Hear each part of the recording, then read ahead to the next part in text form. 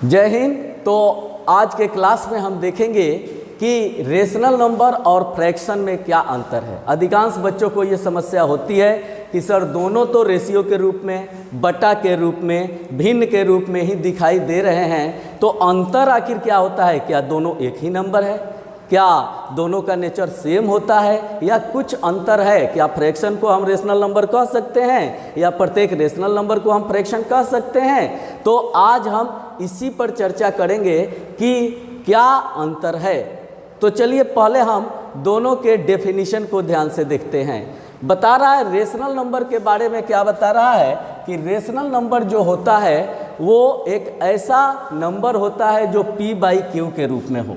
p/q के रूप में रहने वाला एक नंबर रेशनल नंबर कहलाता है, जहाँ p भी एक इंटीजर, ठीक है, और q भी एक क्या होना चाहिए? इंटीजर। यानी p और q दोनों को इंटीजर होना चाहिए और q not equal to 0, q को 0 के बराबर नहीं होना चाहिए, तब ये एक रेशनल नंबर कहलाएगा। रेशनल नंबर का डेफिनेशन समझिए, p/q के फॉर्म में रहने वाला नंबर जहाँ p और q दोनों इंटीजर हो और q 0 के बराबर नहीं हो, तो ऐसे रेशियो को, ऐसे नंबर को हम क्या कहेंगे? एक रेशनल नंबर कहेंगे। अब आते हैं फ्रैक्शन को, देखते हैं कि फ्रैक्शन किसे कहा जाता है।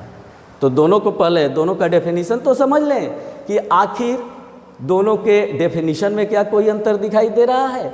तो चलते हैं, हम देखते हैं कि फ्रैक्शन कैसे डिफाइंड है। बता रहा है कि x एंड y, अगर x बाई y के रूप में कोई नंबर हो जहाँ x क्या हो? एक होल नंबर। x को भी क्या होना चाहिए? होल नंबर, और y को भी क्या होना चाहिए? होल नंबर, ठीक है ना।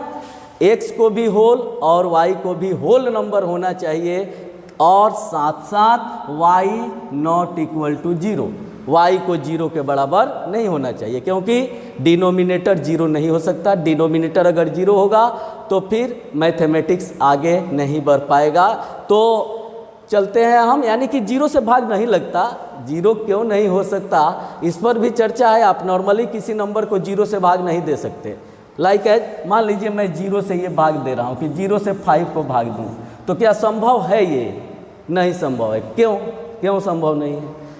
क्योंकि इसका टेबल पढ़ के हमको ये लाना होता है, ठीक है। तो चलिए 0 का टेबल जरा पढ़ के 5 लाइए। 0 1 जा 0, 0 2 जा 0, 0 3 जा 0, 0 4 जा 0। तो इसलिए आप 0 का टेबल चाहे कितनी भी बार पढ़ें वो 0 ही आएगा, वो 5 नहीं आ सकता। इसलिए इसको कह दिया गया अनडिफाइंड। ये क्या है जी? अनडिफाइंड, यानी इसको परिभाषित नहीं किया जा सका है। अभी तक इसको परिभाषित नहीं किया गया है कि ये क्या होगा। अगर 0 से भाग देना देकर और हम कैंसिल कर दें, अगर ऊपर 0 नीचे 0 दे करके, तो पता चलेगा कि गड़बड़ हो जाएगा, सारा खेल गड़बड़ हो जाएगा। तो चलिए हम देखते हैं। तो यहाँ हमने देखा कि रेशनल नंबर क्या होता है और फ्रैक्शन क्या होता है। रेशनल नंबर मीन्स दो इंटीजर का रेशियो, जहाँ डिनोमिनेटर को 0 के बराबर नहीं होना चाहिए। डिनोमिनेटर को 0 के बराबर नहीं होना चाहिए। यहाँ कह रहा है कि फ्रैक्शन जो है वो दो होल नंबर का रेशियो है। होल नंबर कहाँ से शुरू होता है? 0 से। 0 1 2 3 4 इस तरह से आगे बढ़ता जाता है। तो होल नंबर आप देख रहे हैं कि 0 से आगे 0 से बड़ा ही होगा या 0 होगा, लेकिन इंटीजर जो होगा वो आप देख सकते हैं कि निगेटिव भी हो सकता है, पॉजिटिव भी हो सकता है। आइए अब हम देखते हैं यहाँ पर कि every rational number can not a fraction, her rational number fraction नहीं हो सकता। अब क्यों नहीं हो सकता?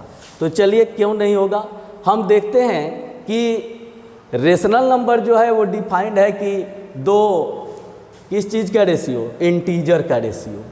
तो वो इंटीजर निगेटिव भी हो सकता है, पॉजिटिव भी हो सकता है। अगर हम यहाँ एक निगेटिव ले लिए और एक पॉजिटिव ले लिए तो ये हो गया -1/2। दोनों पॉजिटिव ले लिए तो ये हो गया 5/6 यानी प्लस में 5/6, और 0 एनी नंबर एनी इंटीजर हम ले लिए तो ये 0 आ गया।